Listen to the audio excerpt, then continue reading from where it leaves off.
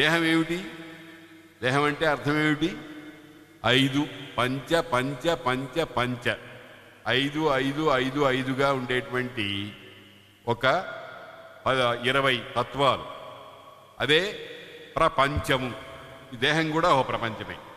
ఈ దేహమునందు ఆ ఇంద్రియాలన్నింటినీ, ఇంద్రియాలతో కూడినటువంటి ఆ వృత్తిని పంచభూతములకు ఐక్యం పైన, ఈ శరీరం అంతా కూడా పంచభూతాత్మకం, పాంచభౌతిక దేహము అని అంటున్నాం.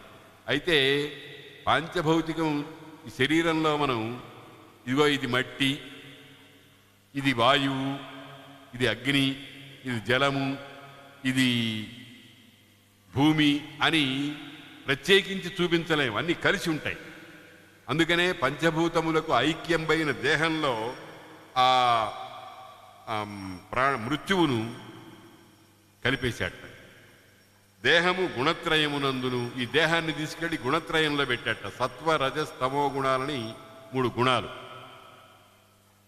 ఆ గుణత్రయంబు అవిద్యయందును, ఈ గుణత్రయము సత్వరజస్తమో గుణాలు అనేటువంటి వాటిని అవిద్య అంటే అజ్ఞానము అని అంటారు.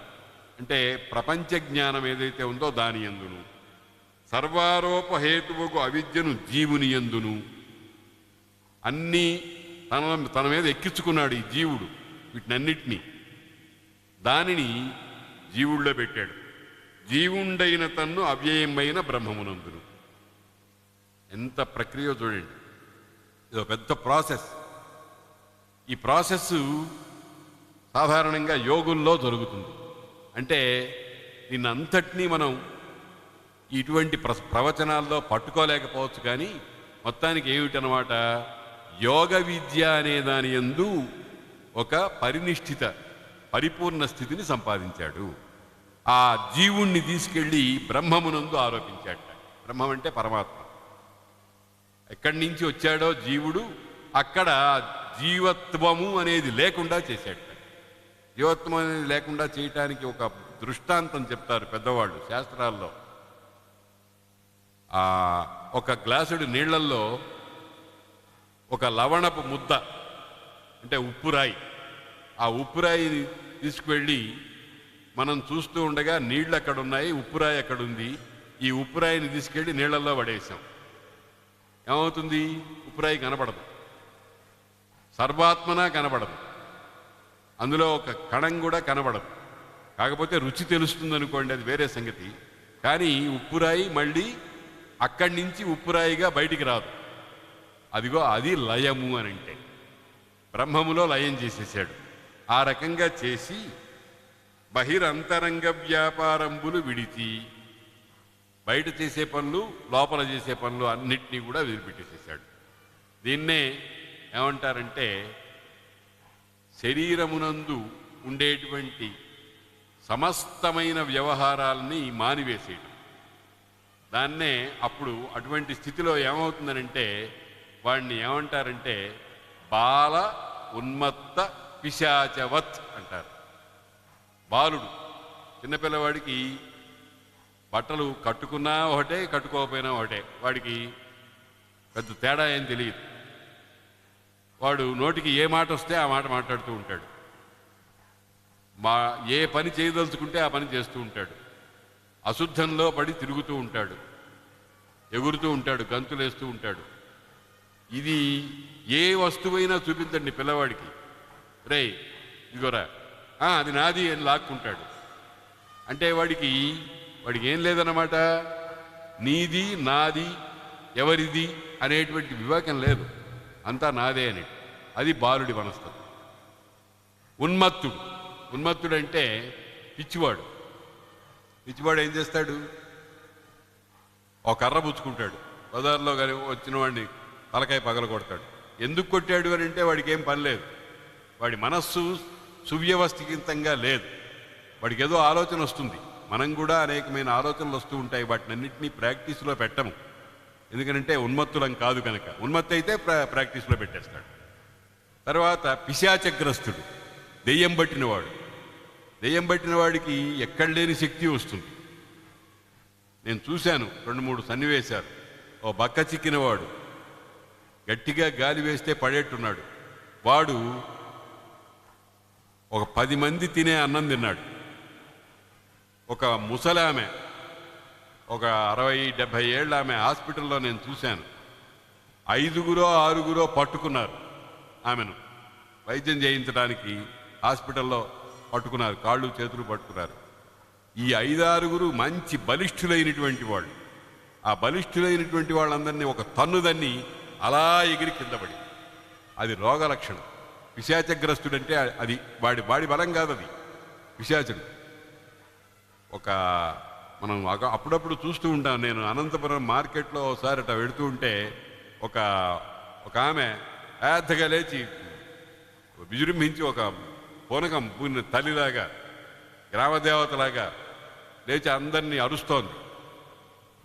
ఎవడో బుద్ధిమంతుడు ఓ తమలపాకు తీసుకొచ్చి ఆమె నోట్లో పెట్టాడు. అది నవిలేటప్పటికీ ఆ ఆవేశం అంతా. వీటిని బాలోన్మత్త పిశాచవత్ అంటారు. ఆ రకంగా ఉంటారు. అంటే లోకంలో కొన్ని మర్యాదలు ఉంటాయి, కొన్ని పనులు ఉంటాయి. ఈ పని చేయవచ్చు, చేయకూడదు, కార్యము అకార్యము అని ఉంటాయి. ఇవి ఈ బాలోన్మత్త పిశాచులకు ఉండవు. ఏది చెయ్యకూడదంటాడో అది చేస్తాడు, ఏది చెయ్యాలంటాడో అది చెయ్యడు. ఇదంతా ఏమిటనమాట? దేహము, నేను, నాది అనేటువంటి స్థితి లేనటువంటి వాడికి కలుగుతుంది. అది బాలోన్మత్త పిశాచులకు కూడా కలుగుతుంది. కానీ ఇక్కడ ధర్మరాజుకి వాళ్ళలాగా కలిగిందన్నాడు, కానీ వాళ్ళు అయిపోయినాడని అనలేదు. ఆ రకంగా ఆయన మౌనియు నిరాహారుండును నారచీరలు ధరించి బహిరంతరంగ వ్యాపారంబులు విడిచి, నారచీరలు ధరించి మౌనియు నిరాహారుండును ముక్తకేశుండును. మాట్లాడదు. మాట్లాడటం అంటే అర్థం ఏమిటనమాట? మాట్లాడటం అనేటువంటి దగ్గరికి వచ్చేటప్పటికి ప్రపంచం అంతా వస్తుంది. ఎప్పుడైతే మౌనాన్ని అవలంబించామో అప్పుడు అది భగవదాయత్తం చేసినట్టు, మాటనంతటినీ కూడా భగవంతుడికి సమర్పించినట్టు అవుతుంది. మౌనియు నిరాహారుండును. ఆహారం తీసుకుంటుంటే ఆహారాన్ని బట్టి మనస్సు ఏర్పడుతుంది. అన్నమయం హి సౌమ్య మనః. ఆహారం తీసుకుంటే మనస్సు ఏర్పడుతుంది. మనస్సు ఏర్పడితే సంకల్పం కలుగుతుంది. అక్కడి నుంచి అనర్థ పరంపర ఉంది కదా. జాయతో విషయాన్ పుంసః సంగస్తేషు ఉపజాయతే, సంగాత్ సంజాయతే కామః, కామాత్ క్రోధోభిజాయతే, క్రోధాత్ భవతి సమ్మోహః, సమ్మోహాత్ స్మృతి విభ్రమః, స్మృతిభ్రంశాత్ బుద్ధినాశః, బుద్ధినాశాత్ ప్రణశ్యతి అని భగవద్గీతలో చెప్పారు కదా. ఆ రకమైనటువంటి సర్వ వినాశము కలుగుతుంది. అందుకని నిరాహారుడు. ఆహారం తీసుకోడు. ఆహారం తీసుకోవాలి అనేటువంటి సంకల్పం ఎందుకు కలుగుతుంది? దేహాన్ని పెంచాలి అనేటువంటిది. దేహమే నాది కాదనుకుంటే ఆ స్థితి మహాయోగి లక్షణం. మహాయోగి లక్షణమైనటువంటి ఆ నిరాహార స్థితి, మౌన స్థితి, ఈ రెండు ఆయనకి నెరవేరినాయి. ఎవరికి? ధర్మరాజుకి. ఎవరైతే ఇంతకాలము 125 సంవత్సరాలు బతికి పెళ్లి చేసుకొని సంతానాన్ని పొంది యుద్ధం చేసి శత్రువులందరినీ నాశనం చేసి చిట్ట చివరికి రాజ్యమంతా చేతికి చిక్కిన తర్వాత ఇది నాకు అక్కర్లేదనుకున్నాడే ఆ ధర్మరాజు, అటువంటి వాడికి. అందుకనే ఏమంటారంటే, మనుస్మృతిలో ఒక శ్లోకం చెప్పారు. నజాతు కామః కామానాం ఉపభోగేన శామ్యతి. కామము, కోరిక అనేటువంటిది కామాల ఉపభోగం చేత శమించదు. కొంతమంది అనుకుంటారు బాగా తినగా తినగా తినగా తినగా తిండి మీద విరక్తి పుడుతుందండి అంటారు. అది అబద్ధం అన్నారు. అలాగే స్త్రీ సుఖములు మొదలైనవి అనుభవించగా అనుభవించగా వాటి మీద విరక్తి పుడుతుందండి అని అంటారు. కాదు. నజాతు కామః కామానాం ఉపభోగేన శామ్యతి. ఎప్పుడు కూడా కామముల అనుభవం వల్ల కామము శమించదు. ఏమన్నాడు? హవిషా కృష్ణవర్త్మేవ భూయ ఏవ అభివర్ధతే. అగ్నిలో నెయ్యి వేస్తున్నట్టుగా హవి పదార్థాన్ని వేస్తున్న కొద్దీ అగ్ని అణుగుతుందా, ఇంకా ప్రజ్వరుతుంది. ఆ రకంగా పెరిగిపోతాయి. అందుకని వైరాగ్యం కావాలి. ఆ ధర్మరాజు ఒక మహాయోగ ప్రక్రియ చేత వైరాగ్య స్థితులు రెండింటినీ ఎట్లా సంపాదించాడో దాన్ని చక్కగా మనకు పోతన గారు ఈ సుదీర్ఘమైనటువంటి వచనంలో వివరించారు. ఇది మనకు ఒక పాఠం. కాబట్టి చిత్తంబున బ్రహ్మమున ఆవృత్తముగా వించుకొనుచు విజ్ఞానధనాయత్తులు తొల్లి వెలింగెడి ఉత్తర దిశకేగే నిర్మలోద్యోగమునన్. ఏం చేశాడు ఇంతకు? ఇల్లు వదిలిపెట్టి వెళ్ళిపోయినాడు. దాని పేరే నిజమైన సన్యాసం.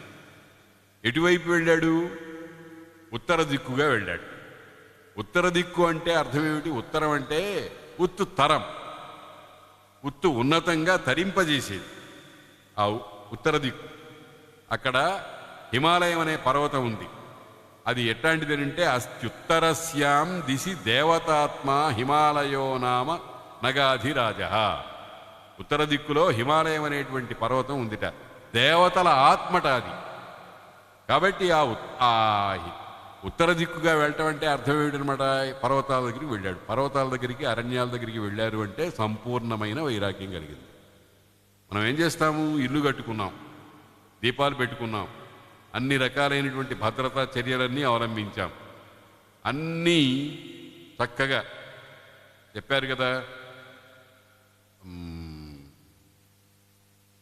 వర్షార్థమష్టౌ ప్రయతేత మాసాన్. వర్ష ఋతువు 4 నెలల్లో తక్కిన పదార్థాలన్నీ కూర్చుకోవటం కష్టమవుతుంది కనుక తక్కిన 8 నెలల్లో దానికి తగినటువంటి ఏర్పాట్లు చేసుకోమన్నారు.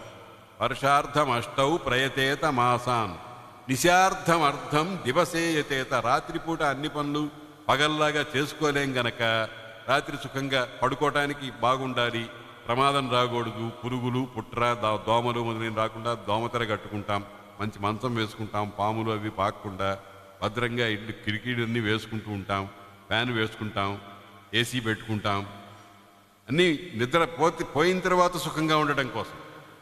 నిశార్థం అర్థం దివసేయతేత.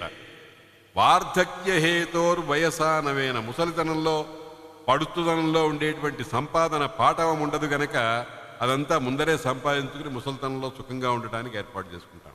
ఇవి అందరూ చేసుకుంటారు. కానీ చివరి ఒక మాట చెప్పాడు, పరత్రహేతోరిహ జన్మనాచ. పరలోకం కోసం ఈ జన్మలో కష్టపడాలి.